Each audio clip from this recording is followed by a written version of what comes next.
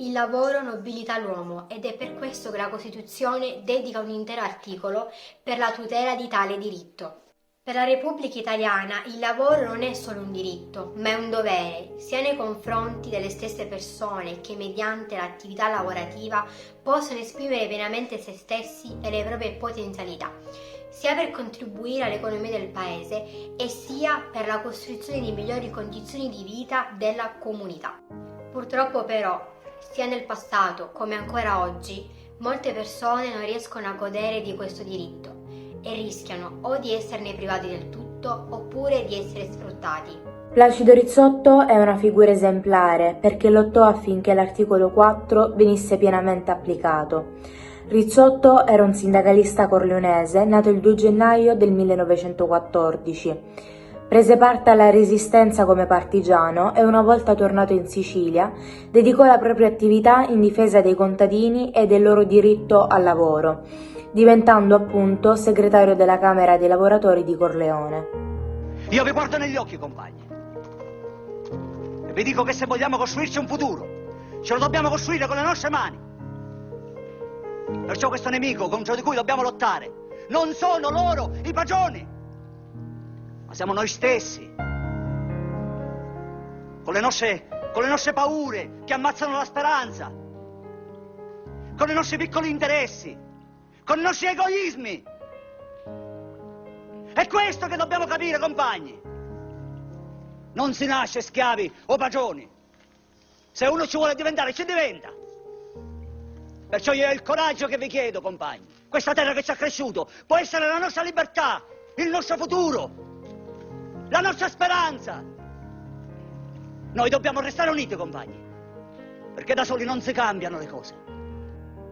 Durante il suo breve mandato vengono promulgate diverse leggi per la tutela dei contadini, come ad esempio la legge Gullo del 1948, dove si stabiliva che le terre sarebbero state espropriate ai baroni e concesse ai contadini riorganizzati in cooperative.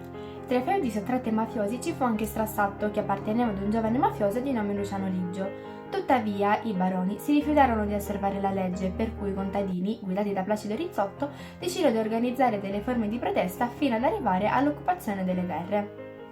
Riunitasi nei locali della Camera del Lavoro di Corleone, ha deciso all'unanimità l'occupazione delle terre incolte dello Strasatto. Queste qua sono le terre del feudo Giacomo! Queste sono le terre che dobbiamo occupare!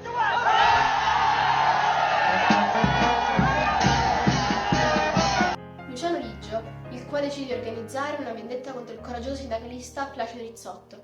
Il 10 marzo 1948 Placido viene rapito e non si ebbe traccia della sua sorte.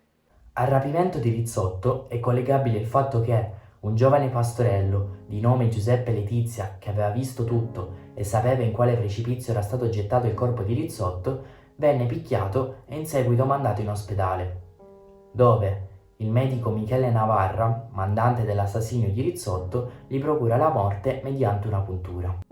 Per l'insistenza della famiglia e degli amici della Camera dei Lavoratori vengono finalmente avviate le ricerche che il prefetto di Palermo affida al capitano dei carabinieri Carlo Alberto Dalla Chiesa.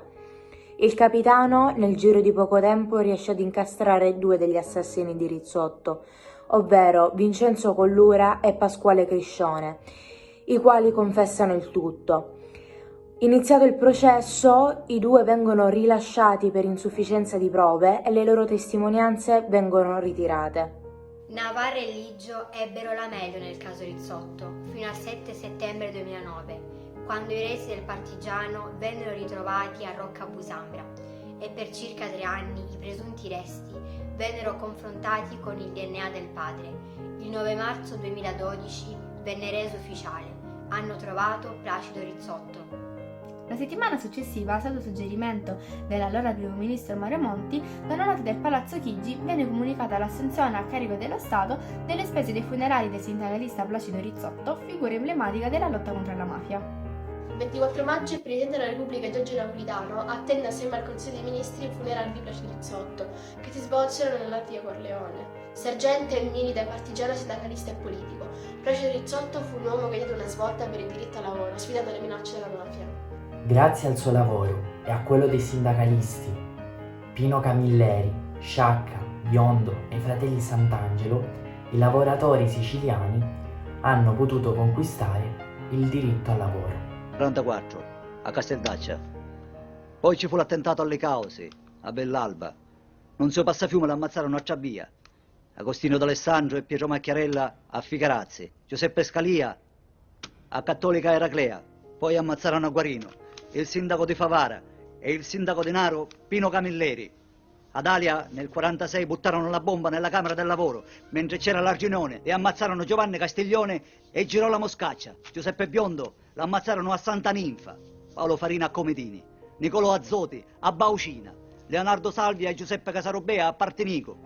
Nunzio Sansone a Villabate. A Terrasini ammazzarono Giuseppe Maniaci. E qua, in questo paese, a San Giuseppe Iato, ammazzarono a Peppe Caiola.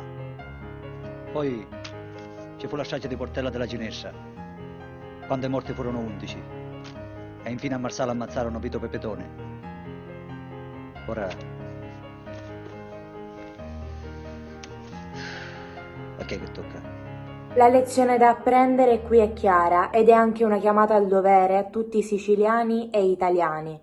Non lasciamo che la mafia vinca e non lasciamo che si dimentichino i nomi di coloro che hanno piantato i semi della giustizia. Ricordiamo Placido, Paolo, Giovanni, Peppino, Pio e Rocco, tutti loro insieme a molti altri che hanno dato la loro vita affinché noi vivessimo la nostra ricordandola loro. Scomparvero verso la montagna. Dopo pochi minuti sentite le colpi di pistola. Poi lo sciancato tornò indietro e mi disse che aveva ammazzato Placido Rizzotto.